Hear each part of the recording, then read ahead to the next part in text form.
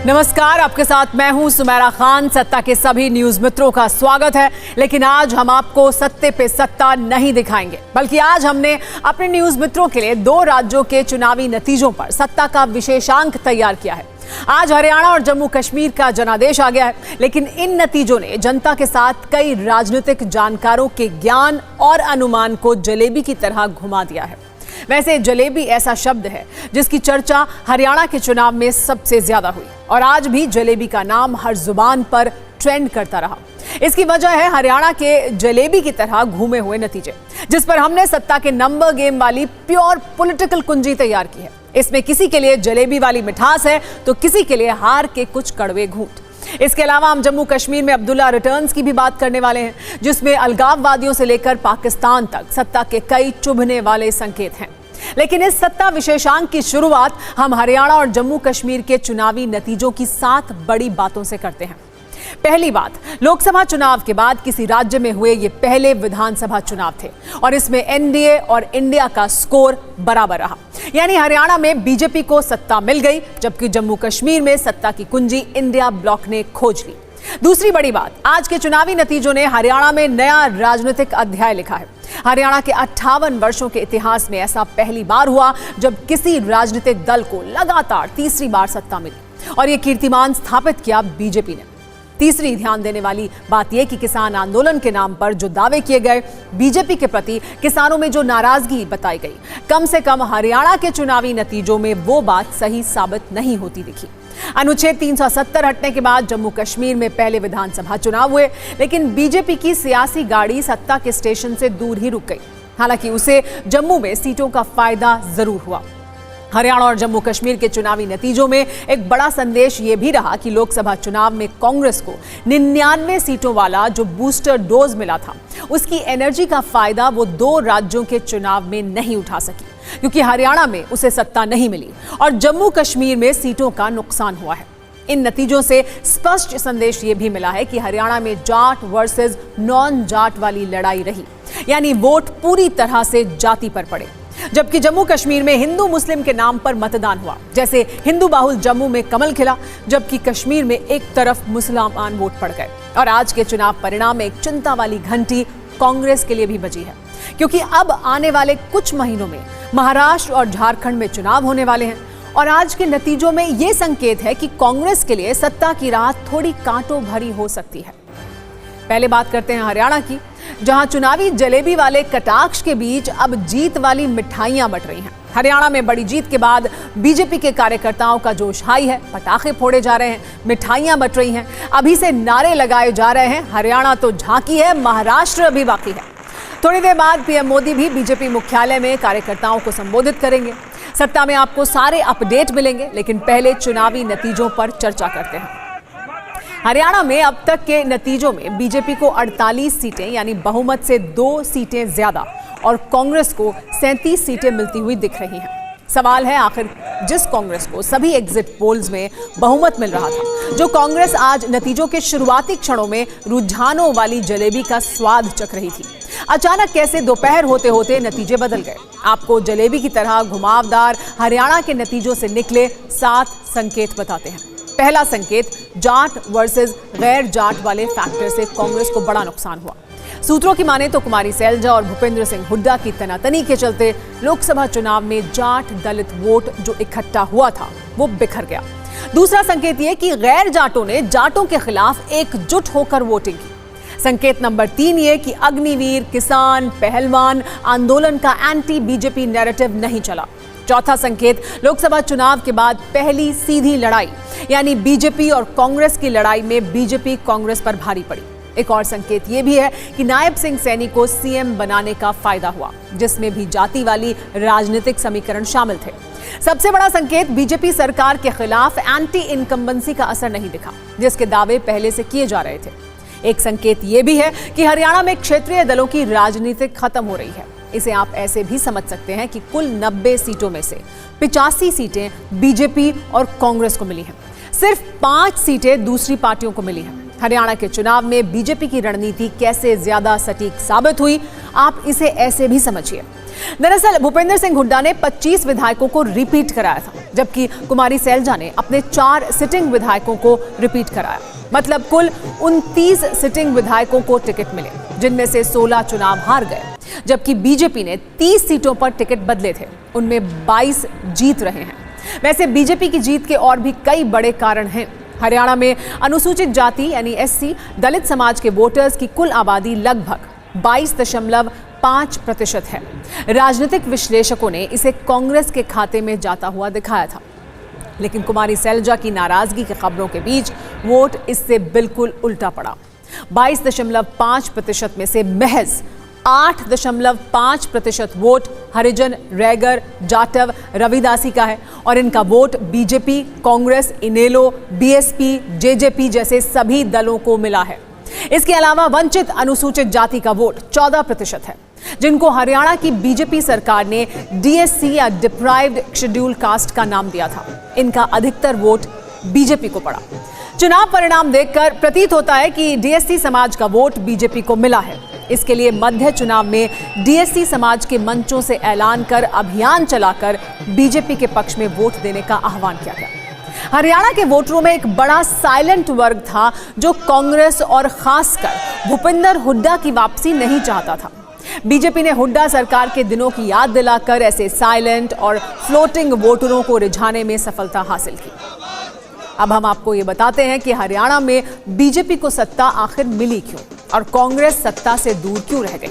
यानी वो game changer मुद्दे क्या थे जिन्होंने हरियाणा में बड़ा सियासी खेल कर दिया। बीजेपी ने हरियाणा चुनाव में हुड्डा ही कांग्रेस वाला जो नैरेटिव सेट किया, उसका फायदा हुआ, जबकि कांग्रेस के लिए दीपेंद्र और भूपेंद्र हुड्डा की आक्रामकता थोड़ी घातक साबित हुई और इसका असर उल्टा हो गया।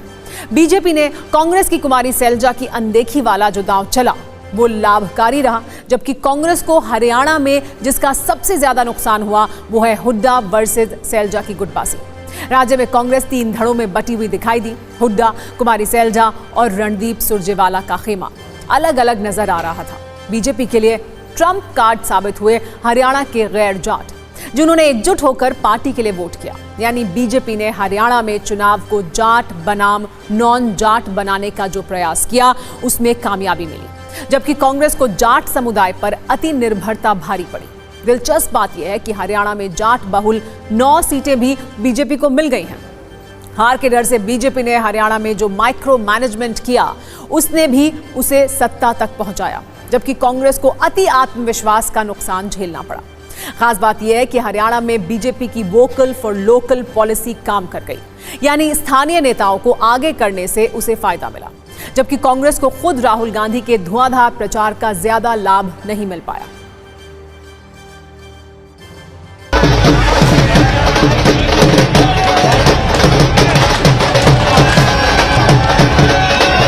मुझे विश्वास था और मैं लोगों के बीच में जो उनका आशीर्वाद, जो प्यार, गरीब का, किसान का, महिलाओं का आशीर्वाद जो मुझे मिल रहा, युवाओं का आशीर्वाद मिल रहा था, मैं उस हौसले के ऊपर मैं कह रहा था कि भारतीय जनता पार्टी तीसरी बार बड़े मैंडेट के साथ सरकार।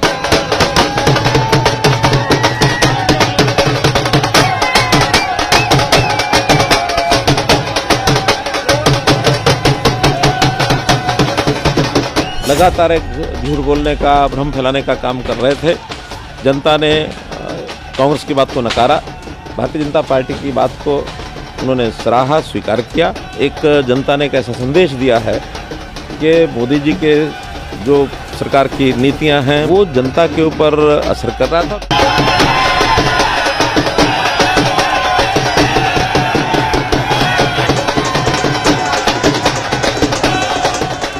एक नहीं हो सकती, कई होती हैं और इसको हम देखें और आगे के लिए हम कांग्रेस पार्टी इंट्रोस्पेक्शन करके आगे बढ़ें, क्योंकि लोगों की भी उम्मीदें हैं और हमारा सबसे ज़्यादा कोई निराश होगा तो हमारा वर्कर होगा।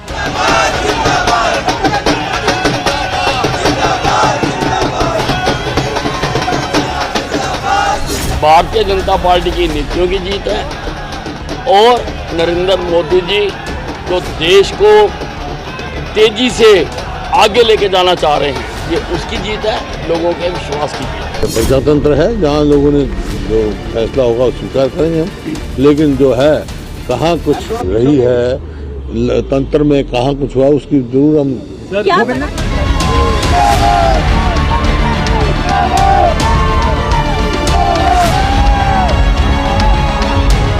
राजनीति में अगर आ गए तो कंटिन्यू इधर ही रखेंगे। लोगों ने प्यार प्रेम दिया है, उनके लिए काम भी करना पड़ेगा फील्ड में रह के। ऐसा तो है नहीं कि हम दोनों चीजें कर सकते। नैया तो पार हो गए, लेकिन कांग्रेस को तो डुबो दिया। हुड्डा साहब तो डूब गए, प्रियंका जी तो डूब गई, राहुल बाबा का क्या होगा? वो तो जीत गई।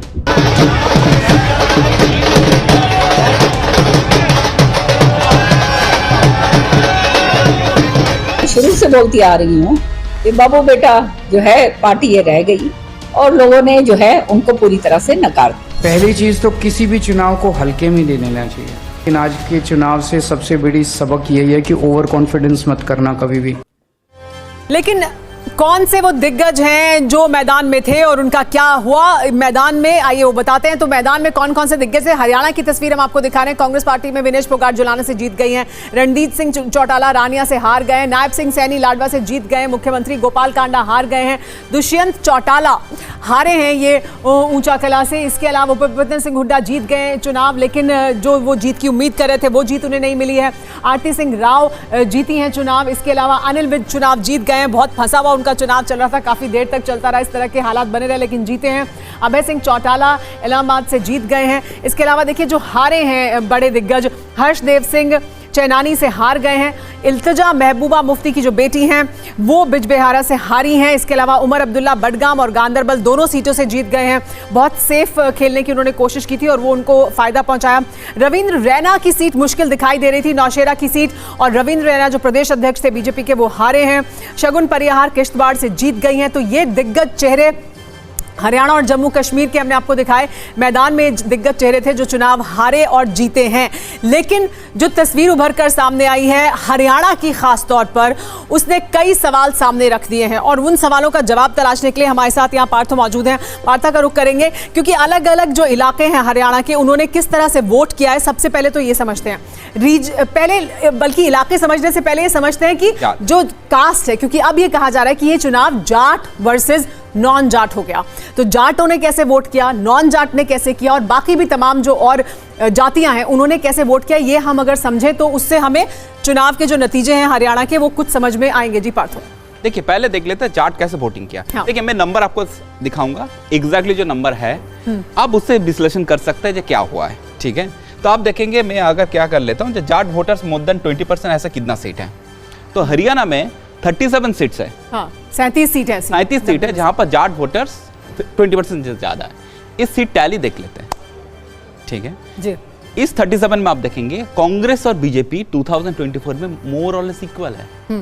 तो जो अभी जो बात हो रहा है, जो जाट एकदम कंसोलिडेटेड वोटिंग किया, ये क्या ये नंबर वो नहीं बोल रहा है। स्पेशली मैं आपको बोल रहा हूँ यहाँ पर सिर्फ एक सीट का अंतर है, जबकि 2019 में 14 और 12 थे। 14 और 12 थे, तब भी 2 सीट का अंतर। और क्या स्पेशली मैं देख रहा हूँ, मुझे कुछ डिस्ट्रिक्ट भिवानी, जींद, ये सब जाट बोले लगा है। हाँ। बट उधर कांग्रेस बहुत खराब परफॉर्मेंस किया, उधर बीजेपी मैक्सिमम सीट जीता है। ठीक है, तो जाट का जो वोटिंग पैटर्न वो मुझे अभी तक जितना नंबर से ये फ्लैट नहीं है, ये थोड़ा डिस्ट्रिक्ट वाइज रोहतक में अच्छा वोट किया, कैंडिडेट और पार्टी के हिसाब से भी बदला है या इलाके से बदला है। देखिए जाट का पुराना नेता, बड़ा नेता कौन था, चौटाला फैमिली, उनका जहां पर इन्फ्लुएंस था उन्होंने क्या है कांग्रेस को वोट नहीं किया।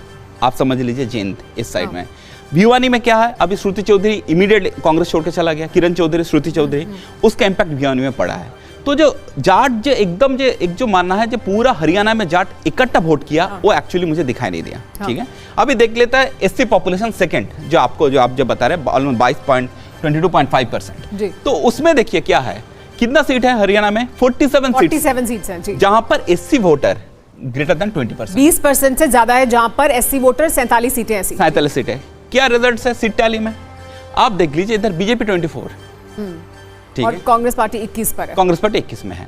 तो इधर भी क्या हुआ, जो कांग्रेस देखिए जो लोकसभा इलेक्शन का टाइम में जो संविधान बचाने वाला जो एक यूपी से हरियाणा तक पूरा एरिया काम किया है, अभी ऐसा कुछ इशू नहीं था इस इलेक्शन में। तो क्या जब एक जाट सीएम आ रहा है, ठीक है, उसमें एक रिवर्स कंसोलिडेशन मुझे एसी में भी थोड़ा सा मुझे लग रहा है जो वोट कांग्रेस से स्लिप आउट हो रहा है 2024 पार्लियामेंट इलेक्शन। मतलब ये यहाँ पर तस्वीर ऐसी होनी चाहिए थी अगर ये मुद्दा चल रहा होता, संविधान बचाओ वाला मुद्दा, या फिर एससी वाले वोटर्स अगर आपके पास आ रहे होते तो यहाँ पे नंबर ज्यादा होते कांग्रेस पार्टी के, लेकिन यहाँ पर बीजेपी ज्यादा सीटें भी ले रही है और अपनी जो पहले की पोजीशन थी उसको बचाकर भी रख। देखिए कांग्रेस का जो स्ट्रेटेजी था कैसे जाट और एससी कंसोलिडेट करके जीतना, तो नंबर तो दिखा रहा है 37 अगर आ रहा है तो नहीं हुआ, ठीक है, तो मतलब क्या जाट एससी कंसोलिडेशन नहीं हुआ, ठीक है, लेकिन बीजेपी के पक्ष में क्या हुआ वो जानना जरूरी है। अब देखिए अभी बीजेपी के फेवर में देखिए, बीजेपी का एक स्ट्रॉन्ग सपोर्ट बेस है यादव वोटर्स, वो कंसोलिडेशन हुआ। आप देखिए इधर देखिए क्या है, कितना सीट है, 9 सीट है, सारे साउथ ये गुड़गांव साइड में ये सारी सीटें बीजेपी को गई हैं, यानी पूरे एक सीट छोड़कर आप देखेंगे पिछले बार बीजेपी इसमें 6 सीट जीता था, अभी 8 सीट जीत रहे, आप समझ रहे हैं जी। तो क्या यादव वोटर जहां पर है, जहां पर 20% से ज्यादा है, 8-1 मतलब आप समझ, यानी बीजेपी ने अपना गढ़ तो बचाया ही, जो उसके वोटर थे वो उसके पास रहे और उसने ऐड ऑन किया है, ठीक है, तभी सीट बढ़ रहा है, तभी सीट बढ़ रहा है। आप देखिए पंजाबी वोटर्स का क्या रहा, आप देखिए पंजाबी वोटर्स कितना सीट है, आप देखिए 11 सीट्स है, ठीक है, 11 सीट्स में देखिए 731 बीजेपी को 7 सीटें मिल रही हैं, बीजेपी को 7 सीट मिल रहे हैं, ठीक है, इधर 3 इधर 1, पंजाबी वोटर भी इन्होंने होल्ड करके रख रहा है। आप ये देख लीजिए गुज्जर वोटर मोर देन 15% कितना सीट है, आप देख लेंगे 8 सीट है, 8 सीट में क्या रिजल्ट्स है, गुज्जर वोटर देखिए पिछले बार 4-4 में डिवाइड हुआ रहा, अभी क्या 6-2 बीजेपी को ज्यादा मिल रहा है, यानी गुज्जर वोटर भी बीजेपी के पास गया है। तो एक्चुअली जो हुआ मैं आपको बता रहा हूं, जाट वोटर्स पैन रीजन वोटिंग नहीं किया कांग्रेस में, रोहतक झज्जर ये बेल्ट में किया है, बट आप जींद जब चला जाएंगे, लेकिन फिर इसमें तो जो दिखाई दे रही है तस्वीर पार्थो, उसमें तो ऐसा लग रहा है कि जो सरकार है, बीजेपी की सरकार थी हरियाणा में, उसके साथ खड़े हुए दिखाई दे रहे हैं लोग ना, उसके खिलाफ तो बिल्कुल भी नहीं दिख रहा है वोटर, जो पंजाबी वोटर है, जो उनका कोर वोटर था वो उनके साथ है, बल्कि वो और एड ऑन ही कर रहे हैं उसको और दूसरे लोगों को भी साथ में शामिल कर रहे हैं। इसमें क्या है, एंटी इनकम्बेंस से प्रो इनकम्बेंस से ज्यादा जो हुआ है, आप समझ लीजिए जो गांव का जो कास्ट डायनेमिक्स जैसे चलता है, तो जाति पर वोट हुआ, ये थोड़ा जाति पर वोट किया, और इधर क्या जो कांग्रेस जाट एससी कंसोलिडेट नहीं कर पाया, रिवर्स में बीजेपी तो नॉन जाट पूरा कंसोलिडेट कर पाया, और इधर जाट बीजेपी ने माइक्रो मैनेज किया जिसका उनको फायदा हो रहा है, क्या ऐसा भी है? देखिए बीजेपी ने लो प्रोफाइल कैंपेन रखा, तो फिर क्या हुआ, जो आपका जो बीजेपी का जो साइलेंट वोटर एक मूव कर पाया, तो बीजेपी का लो प्रोफाइल कैंपेन पहली बार है, आप देखेंगे ये लो प्रोफाइल कैंपेन बीजेपी को, इसमें जब कांग्रेस बहुत जाट वोट लेकर बहुत आवाज चल रहा है, ठीक है, नॉइज है ग्राउंड में, ये काफी हेल्प किया जो साइलेंट वोटर चला जाने के लिए, और जब ग्राउंड में जब जर्नलिस्ट घुमा, जो सेफोलॉजिस्ट घुमा, उन्हें जो वोकल वोटर था वो दिखाई दे रहा था, और साइलेंट वोटर दिखाई, आप सेफोलॉजिस्ट को बचाने की कोशिश कर रहे हैं, लेकिन वो ये वाले परफेक्ट केस स्टडी है। देखिए आप सीखेंगे, आप लाइव में काम करेंगे, सीखेंगे, गलती करेंगे तो उससे ही है, क्योंकि ये परफेक्ट एक एग्जांपल है, आप देखेंगे ये परफेक्ट। लेकिन इस बीच हम आपको बता दें कि बीजेपी मुख्यालय पर इस वक्त क्या हो रहा है, जाहिर सी बात है जो तस्वीरें जिनकी हम बात कर रहे हैं, ये जो आंकड़े हैं वो इस तस्वीर में तब्दील हुए हैं। अमित शाह पहुंच चुके हैं बीजेपी मुख्यालय, प्रधानमंत्री नरेंद्र मोदी भी कुछ देर में यहाँ पर पहुंचने वाले हैं, स्वागत किया गया है अमित शाह का, गृह मंत्री अमित शाह यहाँ पहुंच चुके हैं, कुछ देर में प्रधानमंत्री नरेंद्र मोदी भी पहुंचेंगे। तो देखिए ये जो तस्वीर है वो इसलिए बनकर उभरी है क्योंकि हरियाणा में बीजेपी को जीत मिली है, बड़ी जीत मिली है, और अपने आप में इतिहास रचा है बीजेपी ने इस वजह से क्योंकि तीसरी बार सरकार बना रही है बीजेपी, वो भी पूर्ण बहुमत के साथ। जो तस्वीर उभर कर सामने आई वो भी तब जबकि हरियाणा को लेकर बीजेपी को राइट ऑफ किया जा रहा था, वो भी तब जब बीजेपी को ये कहा जा रहा था कि बीजेपी नहीं पहुंच पाएगी दहाई के आंकड़े तक भी, लेकिन बीजेपी न सिर्फ वहां पहुंची है बल्कि बीजेपी ने बहुमत का आंकड़ा छुआ है। हमारे साथ कुमार कुंदन मौजूद हैं जो बीजेपी मुख्यालय पर ही मौजूद हैं। कुमार, हमने देखा गृह मंत्री पहुंच चुके हैं, उनका स्वागत किया गया, कुछ देर में प्रधानमंत्री नरेंद्र मोदी वहां पर पहुंचने वाले हैं, क्या कुछ इस वक्त वहां पर हो रहा है? देखिए सुमेरा, आपसे थोड़ी देर पहले जेपी नड्डा यहाँ पे पहुंचे हैं और उसके बाद जो है केंद्रीय गृह मंत्री अमित शाह पहुंचे हैं, और इसके साथ ही भारतीय जनता पार्टी के जितने भी शीर्ष नेता हैं वो तकरीबन यहाँ पे पहुंच चुके हैं, और इंतजार प्रधानमंत्री नरेंद्र मोदी का हो रहा है। मैं ठीक सामने में दिखाना चाहूँगा कि ये जो आपको बैरिकेडिंग दिख रही होगी, ये प्रधानमंत्री नरेंद्र मोदी के आने को ध्यान में रखते हुए है, और जो भी बीजेपी के स्पोक्स पर्सन हैं वो एक तरह से एक लाइन में खड़े हैं और दूसरी तरफ जनता है। जो अभी जानकारी मिल रही है उसके हिसाब से तकरीबन 7:30 के बाद संभव है 7:30 से 7:45 के बीच में प्रधानमंत्री आएंगे और 8 बजे वो यहाँ पे जो जनता मौजूद है उस जनता को संबोधित करेंगे। एक तरीके से सुमेरा देखा गया है कि जब जब भी भारतीय जनता पार्टी जीतती है या किसी भी पार्टी में किसी भी चुनाव में एक विजय हासिल होती है तो प्रधानमंत्री आते हैं, जनता को संबोधित करते हैं। हालांकि ऐसा भी देखा गया है कि पार्टी हारी है तब भी प्रधानमंत्री आए हैं और जनता को संबोधित किए हैं, लेकिन आज की जीत अप्रत्याशित जीत है तो निश्चित रूप से जो उत्साह है वो काफी ज्यादा है और उसी उत्साह की तस्वीर आपको यहाँ पे दिख रही होगी। सुमेरा। जी हाँ, जाहिर सी बात है ये वो जीत है जिसको कहा यह जा रहा था कि काफ़ी मुश्किल रहा है बीजेपी के लिए, लेकिन बीजेपी ने हरियाणा में जीत दर्ज की है तो जाहिर सी बात है उत्साहित बीजेपी के कार्यकर्ता और नेता, वहाँ जो कार्यकर्ता हैं उनके बीच किस तरह का जोश दिखाई दे रहा है। हरियाणा की जीत को लेकर तमाम तरह के नारेबाजी अभी से शुरू हो चुकी है कि हरियाणा तो झांकी है, महाराष्ट्र अभी बाकी है। मैं वापस आपके पास आऊंगी कुमार और आपसे जानकारी लेते रहेंगे जैसे ही प्रधानमंत्री पहुंचेंगे। वो तस्वीरें भी हम अपने दर्शकों को दिखाएंगे और क्या प्रधानमंत्री नरेंद्र मोदी आज यहां से कहते हैं वो भी सुनवाएंगे। वैसे हरियाणा के नतीजे में जिस एक मॉडल की चर्चा हो रही है वो है गुजरात मॉडल। जिस तरह से गुजरात में चुनाव में से 4 महीने पहले मुख्यमंत्री बदला, उसी तरह से चुनाव से 7 महीने पहले हरियाणा में सीएम बदल दिया गया। गुजरात में विजय रूपाणी की जगह भूपेंद्र पटेल आए थे, मनोहर लाल की जगह नायब सिंह सैनी को सीएम बनाया गया।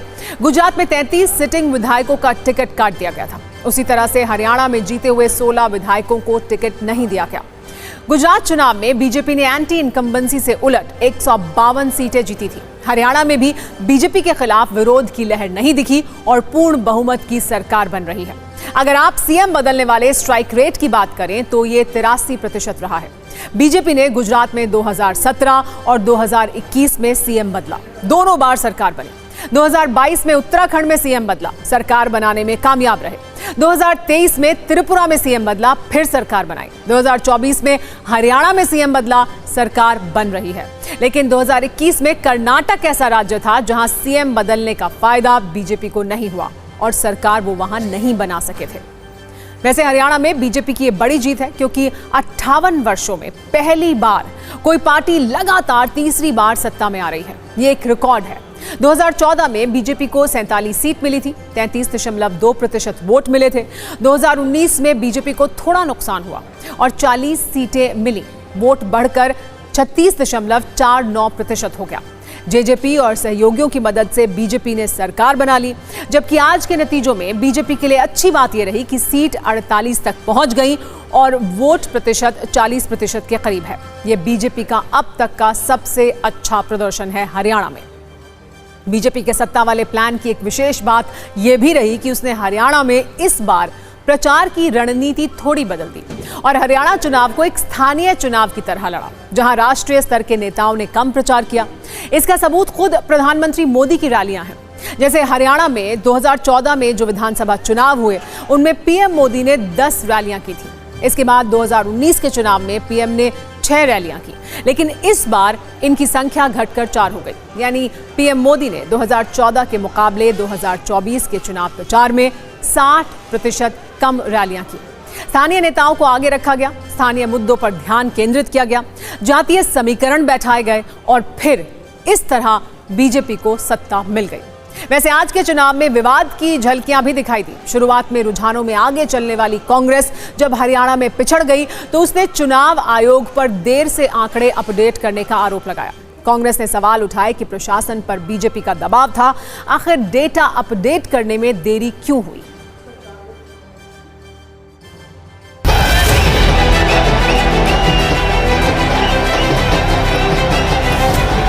जिलों से हिसार, महेंद्रगढ़, पानीपत, यहाँ से लगातार शिकायतें आ रही कि कैसे बैटरीज जो मशीन की थी वो 99% और जिन मशीनों की बैटरीज 99% थी उन मशीनों में नतीजा एक आया, हमें हराने वाला नतीजा आया, और जो मशीनें नहीं जिनको छेड़ा गया, जिनकी बैटरी 60-70% जो स्वाभाविक है होनी चाहिए थी, उसमें हम जीत रहे हैं हमारे कैंडिडेट। लोकतंत्र है ये, और तंत्र एक अलग चीज होती है। तंत्र का कितना रोल है इसकी जांच करेंगे हम, क्योंकि बहुत सारी सीटें थोड़ी वोटों से आ रहे हैं, थोड़ी वोटों से आ रहे हैं और कई जगह से शिकायतें भी मिली हैं। कहीं बैटरी की शिकायत मिली है, कोई मिली है। बड़े गंभीर मुद्दे हैं ईवीएम को लेकर, और जिस तरीके से एक माहौल पैदा करने की प्रयास की गई, दबाव स्थानीय अधिकारियों पर लाया गया और जहां जिन जिन सीटों में हमारी हारने की कोई गुंजाइश नहीं थी वहां हम हारे।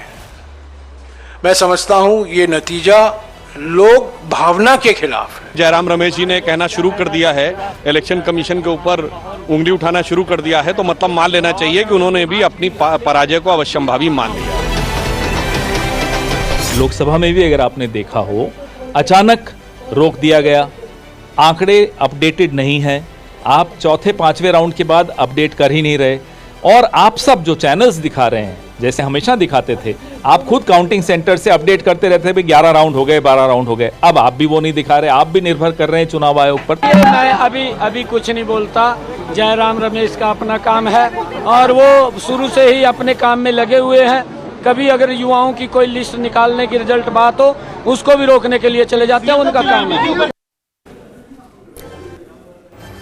तो चर्चा चलती रहेगी, लेकिन ये तस्वीरें आप देख लीजिए, ये दिल्ली में बीजेपी मुख्यालय की तस्वीरें हैं। गृह मंत्री अमित शाह पहुंच चुके हैं, कुछ देर में प्रधानमंत्री नरेंद्र मोदी पहुंचेंगे। हमारे साथ हमारे पॉलिटिकल एडिटर अमोद राय भी जुड़ गए हैं। अमोद, प्रधानमंत्री नरेंद्र मोदी पहुंचने वाले हैं, लेकिन हम लगातार हरियाणा में जो जीत मिली है उसकी चर्चा कर रहे हैं। कांग्रेस बीजेपी के भीतर इस वक्त हरियाणा की जीत को लेकर, हरियाणा के नतीजों को लेकर क्या चर्चाएं हैं? देखिए, बीजेपी के अंदर अभी जो फिलहाल स्थिति है वो ये चल रहा है कि बीजेपी ने जो जीत दर्ज किया है उसको एनालाइज किया जा रहा है कि किस तरह से बीजेपी ने इस बार चुनाव जीता है। अभी अभी मेरे पीछे जो मंच बना है वहाँ से अनाउंसमेंट किया जा रहा है और बहुत सारी जानकारियाँ दी जा रही हैं कि बीजेपी ने इस बार 9 लाख वोट ज़्यादा पाए हैं कांग्रेस से, और इस बार बीजेपी का वोट परसेंट भी हाईएस्ट रहा है। तो ये इस तरह की जानकारियाँ लोगों को दी जा रही हैं यहाँ पे। और जहाँ तक यहाँ पे नेताओं का सवाल है तो प्रधानमंत्री के आने का इंतजार हो रहा है। गृह मंत्री आ चुके हैं, बीजेपी अध्यक्ष जेपी नड्डा आ चुके हैं, धर्मेंद्र प्रधान आ चुके हैं और तमाम जो पार्टी के वरिष्ठ नेता हैं वो यहाँ मौजूद हैं। अमोद, और आप बने रहे हमारे साथ। जैसा कि आप बता रहे हैं कि थोड़ी देर में प्रधानमंत्री नरेंद्र मोदी भी पहुंचेंगे, जैसे ही पहुंचेंगे आपके पास आएंगे और तस्वीरें दिखाएंगे। लेकिन इस बीच बता दें आपको ये कि जलेबी की चर्चाएं बहुत हो रही हैं। जीत का जश्न और चुनाव आयोग वाले विवाद के बीच बीजेपी को हरियाणा में तीसरी बार सत्ता दिलाने में एक साइलेंट शिल्पकार की भूमिका बहुत अहम रही है। आज उनके रोल पर हमने एक छोटी सी सत्ता की कुंजी तैयार की है। इसे हरियाणा में बीजेपी की जीत का प्रधान फैक्टर भी कह सकते हैं, क्योंकि ये भूमिका धर्मेंद्र प्रधान ने निभाई है। धर्मेंद्र प्रधान हरियाणा चुनाव में बड़ी भूमिका में रहे। हरियाणा में बीजेपी चुनाव प्रबंधन की टीम का गठन 16 जून को हुआ था और केंद्रीय मंत्री धर्मेंद्र प्रधान को हरियाणा का चुनाव प्रभारी नियुक्त किया गया था। उस समय बीजेपी के लिए हरियाणा का चुनाव जीतना आसान नहीं दिख रहा था। जिम्मेदारी मिलने के बाद हरियाणा के चुनाव प्रभारी धर्मेंद्र प्रधान ने साइलेंट शिल्पकार के तौर पर हरियाणा को ही अपना दूसरा घर बना लिया और ग्राउंड जीरो में लगातार डटे रहे। उन्होंने हरियाणा में चुनाव मैनेजमेंट का एक अनूठा उदाहरण प्रस्तुत किया। रोहतक, पंचकुला और कुरुक्षेत्र में उन्होंने अपना कैंप स्थापित किया और चुनाव के दौरान किसी भी मीडिया इंटरव्यू से दूर रहे। उनका पूरा ध्यान कार्यकर्ताओं के साथ संवाद स्थापित करने और उन्हें प्रेरित करने पर था। ग्राउंड जीरो पर जाकर धर्मेंद्र प्रधान ने छोटी छोटी बैठकें आयोजित की। इन बैठकों में वो कार्यकर्ताओं से रियल टाइम फीडबैक लेते और पार्टी नेतृत्व को अवगत कराते रहे। प्रधान ने राज्य की छोटी बड़ी हर घटना के बारे में केंद्रीय नेतृत्व और खासकर गृह मंत्री अमित शाह को लूप में रखा और समस्या का निस्तारण तुरंत किया। इस प्रक्रिया में उन्होंने तुरंत पार्टी की कमियों को दुरुस्त करने का काम किया। हरियाणा में उन्होंने रूठे हुए कार्यकर्ताओं को मनाया। एक समय ऐसा आया जब लगा बीजेपी के बागी उम्मीदवार पार्टी का सारा खेल बिगाड़ देंगे और 24 से ज्यादा बागी नेता चुनाव लड़ने पर उतारू हो गए। लेकिन ये धर्मेंद्र प्रधान और उनकी टीम की सफलता थी कि नॉमिनेशन की पर्ची वापस लेने की तिथि नजदीक आते आते 3 ही बागी बचे रह गए थे। उन्होंने एक एक बूथ को मॉनिटर किया और कमजोर बूथों की पहचान करके दूसरे दलों के मजबूत कार्यकर्ताओं को भी अपनी ओर आकर्षित किया। धर्मेंद्र प्रधान ने कार्यकर्ताओं को टीवी और सोशल मीडिया पर पार्टी के खिलाफ चल रही गॉसिप से निराश न होने की सलाह दी। उन्होंने कार्यकर्ताओं को जमीन पर दोगुने जोश के साथ काम करने के लिए प्रेरित किया। उन्होंने पार्टी के मुद्दों को जनता के बीच मजबूती से बनाए रखा और सुनिश्चित किया कि पार्टी का संदेश सही तरीके से जनता के बीच पहुंच सके। इस प्रकार धर्मेंद्र प्रधान ने हरियाणा में चुनाव मैनेजमेंट को एक नई दिशा दी, जिसमें जमीनी स्तर पर कार्यकर्ताओं के साथ सीधा संवाद और त्वरित कार्रवाई शामिल थी। उनकी ये रणनीति पार्टी के लिए जलेबी की तरह मीठी साबित हुई। हरियाणा के बाद अब बात जम्मू कश्मीर की करते हैं, जहां कांग्रेस अकेले तो नहीं लेकिन नेशनल कॉन्फ्रेंस के साथ मिलकर सत्ता में आ रही है। 10 वर्षों के बाद हुआ चुनाव काफी बटा हुआ दिखा। कश्मीर में पूरी तरह से नेशनल कॉन्फ्रेंस और कांग्रेस का कब्जा रहा, तो जम्मू क्षेत्र में हिंदू बाहुल इलाकों में बीजेपी ने क्लीन स्वीप किया। लेकिन इस चुनाव के बाद अगर सबसे बड़ा विनर बनकर कोई उभरा है तो वो है नेशनल कॉन्फ्रेंस के नेता उमर अब्दुल्ला। इसे आप जम्मू कश्मीर में अब्दुल्ला रिटर्न्स भी कह सकते हैं। इससे ये साफ हो रहा है कि अब्दुल्ला परिवार का जनाधार बरकरार है। आज के नतीजे ये भी बता रहे हैं कि नेशनल कॉन्फ्रेंस और कांग्रेस का गठबंधन में लोगों को पसंद आया है। जम्मू में बीजेपी का दबदबा कायम है, लेकिन अगर सत्ता में आना है तो कश्मीर के इलाके में भी अच्छा प्रदर्शन करना होगा, जीत दर्ज करनी होगी। पीडीपी को सिर्फ 3 सीटें मिली हैं। महबूबा मुफ्ती की बेटी इल्तिजा भी चुनाव हार गई हैं। यानी अलगाववाद और पाकिस्तान के प्रति सॉफ्ट रहने वाली आवाजों को जनता ने नकार दिया है। आतंकी अफजल गुरु के भाई को नोटा से भी कम वोट मिले हैं। इसका सीधा मतलब है कि कश्मीर की जनता को अलगाववादी चेहरे पसंद नहीं है। जम्मू कश्मीर में आम आदमी पार्टी को 1 सीट मिली है, यानी जम्मू कश्मीर में नए दल के पांव जमाने की संभावना बरकरार है।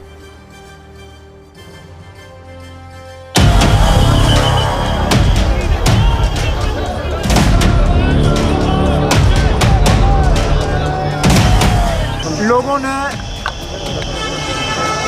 बीजेपी की सियासत को रिजेक्ट किया है और एक नई उम्मीद जताई है। अब हमारा फर्ज बनता है कि हम लोगों के उम्मीदों के बराबर जो है उतर आएं और काम करें। किसी ने तो बहुत लोगों को रिलीजियस के नाम पर बंटवारे के लिए प्रयास किया है, डिवाइड करने के लिए प्रयास किया है, पाकिस्तान का नाम लिया है। मुझे इस बात की खुशी है कि जिस तरह से लोगों ने वोट किया एक स्टेबल गवर्नमेंट के लिए, तो जो इसमें गड़बड़ करने का कोई चांस नहीं अब, क्योंकि लगता था कि अगर मैंडेट कुछ मिक्स्ड होगा, अगर एक तरफा मैंडेट नहीं होगा तो फिर उसमें बहुत सी शरारतें हो सकती थी। हमने अच्छा परफॉर्म किया है, जो 90% सीटें हमने जीती हैं। जो कांग्रेस का प्रदर्शन रहा लगभग 10% से भी नीचे का रहा। कांग्रेस की मोहब्बत की दुकान जम्मू में बंद हो गई, ऐसा मुझे लगता है। लोगों ने अपना फैसला दिखा दिया। लोगों ने यह साबित कर दिया है कि जो इन्होंने इक़दामात 5 अगस्त को किए थे वो लोगों को मंजूर नहीं है।